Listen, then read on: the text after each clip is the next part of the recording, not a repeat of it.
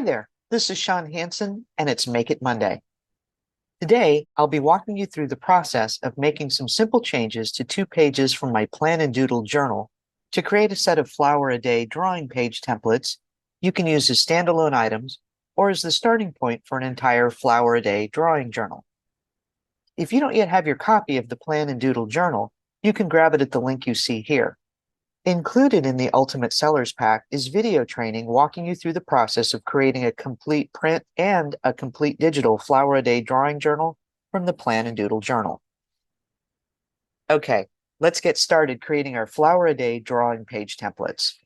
First, I've opened up the print version of the Plan Doodle Journal, and I'll save as Flower a Day.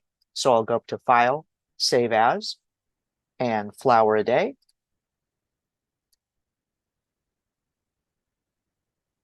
Make sure it's on my desktop and save. Next, I'm going to switch from the median color set to the Plan Doodle Flowers custom color set, which is part of the Ultimate Sellers Pack. If you don't have the Ultimate Sellers Pack, don't worry. You can continue to work with the median color set and you'll get similar results. So I go up to Design, Variants, Colors, and my custom color set.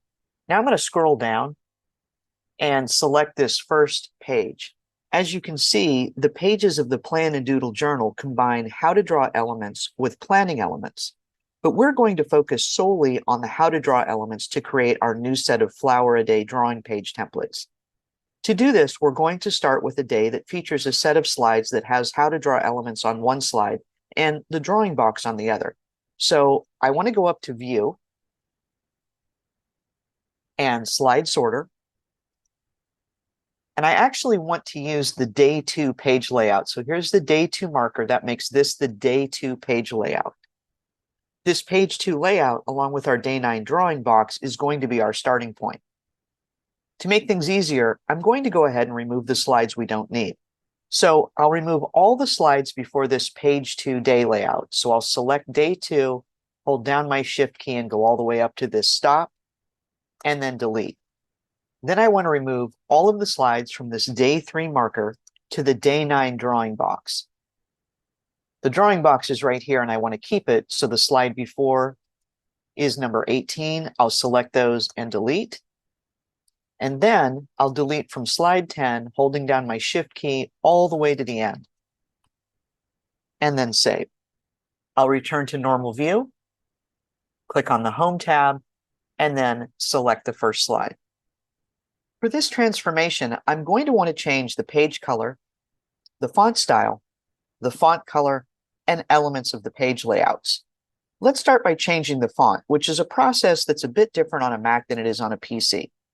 I'm going to show you how to do it on my Mac first, then I'll walk PC users through the same process. To begin, I'll click in the Today Is table, then I'll go up to the Find Magnifying Glass up in the right corner here, click my menu, and go to Replace Fonts. Now this is currently Shadows into Light 2, and I want to change it to Birdie. So I'll select that in the width. Birdie is a font I purchased at Creative Fabrica.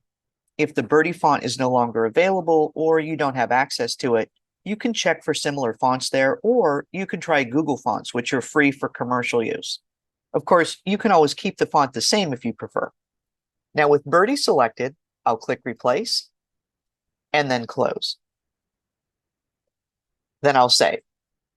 For my PC users, after you click in the Today Is table, go up to Replace, which is below the Find Magnifying Glass in the upper right corner. Click on the drop-down menu and choose Replace Fonts. Change Shadows into Light 2 to Birdie, or whatever font you choose, and then save when you're done. Now, for all users, whether or not you're on a Mac or a PC, if you have to install a new font to use in this project, be sure to quit PowerPoint. Close the application, not just the file. Then install the font, and then reopen your file. If you install the font with PowerPoint open, it might not show up until you quit the application and restart it. Now, with that font change, the next thing I want to do is delete some things.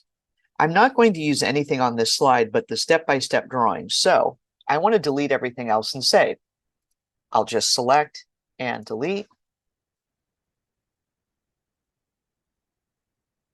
And then I want to keep my drawings and my step-by-step table, so I'll save. Next, I want to make the step-by-step drawings larger. So I'm going to open up the selection pane. From the Home tab, you can go up to Arrange and then Selection pane if it isn't already open. Now, tables can't be part of a group, but I can group the images to allow for faster, easier enlarging. So I'll just select them, then right-click and group.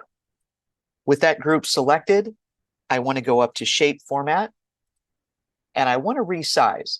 But I want to do this with the aspect ratio button ticked. Now on a Mac, it's right here, and I just tick that box.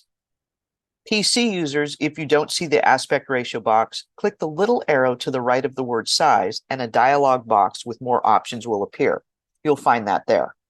Now with the aspect ratio box ticked, I want to resize the images from 2.2 in width to 4. And I'll hit Enter, and then save. Then I'm going to go ahead and ungroup these flowers. And I just want to move them over to the side so that I can work with the step-by-step table. Where you place these flowers isn't important right now. But I do want to take this table, select it, and make it the height of the full page. Now you see I've got some guides on here. I'm actually going to delete this extra one. If you don't see the guides, go up to View and look for the ruler, guides, grid lines. This will look a little different on a PC. You have more options, but you want to make sure that this guides is checked. I'm going to go back home. And now I want to go ahead and Control-C copy on a PC, that's Command-C, and paste these steps up one row. So I'll just copy, paste, and then delete.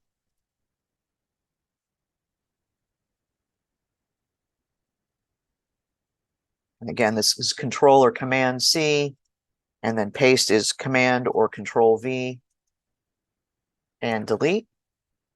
I want to make sure this is all centered. And then I want to make this table as narrow as possible while keeping the text on one line. And I'll save that. And then just align these drawings. And this is just an approximation.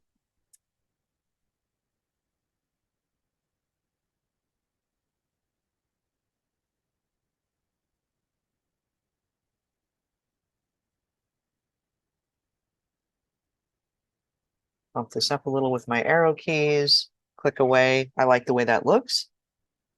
And I'll save. And then I want to go ahead and remove the borders on this step table. So I'll select it, go up to Table Design, and click No Borders. And those borders are now gone. So I'll save. And that's the basic formatting. So I'm going to go ahead and make some color changes. The first thing I want to do is I want to change the page background color to a very light yellow. So I'm going to go up to Design and Format Background. I want this to be a solid fill, and I want to use this lightest yellow here. This is the light yellow accent for lighter 80%. Then I want to go ahead and apply it to all because I want the same color on our second slide. And I'll save. Now I want to change this text and the images to blue. So I'll just select in this table, select all of the text, go back home, and I want to grab this blue-gray accent 1. And then I want to select all 3 of the images. So I'll go back to my selection pane, highlight steps 1, 2, and 3, go up to Picture Format, Color, and grab this blue, and then save. With that done, we can move on to the drawing box. So I'll go to slide number 2. So from slide number 2, I want to change some of the layout, and I also want to match colors. So I'm going to first make the Today Is table take up the entire width, and I'll bump this down. Again, I'm just using the guides. If you don't see the guides on your copy, you can lay them in on your own. I like the way that looks. I'm going to select all of this and change to our blue font. I also want to change this line. I'm going to pull it over a bit. And I want to go up to Table Design. I'm going to change my pen color And then I'll go no border and then bottom border to change that line. I'm also going to click on this drawing box, and I want the shape format and the line to be not this green that it is, but this blue. Then I'll go into the notes table. I'll start by changing the font color to this light blue there. And I actually want, instead of the lines inside, I want this box to have outside borders only. So I'll select the table, go back up to table design. Our pen color is already chosen, and I'll go from no border to outside borders. Click away and then save. So slide number 1, we've got our 3-step drawing, and slide number 2, we've got the drawing box to be used, a place for a date, and any notes the artist wants to make about the process. So congratulations, you've just turned 2 of the pages from the Plan and Doodle Journal into a set of Flower a Day drawing pages. You can use this as a standalone item or as the starting point for creating an entire journal. Remember, if you don't yet have your copy of the Plan and Doodle Journal, you can grab it at the link you see here.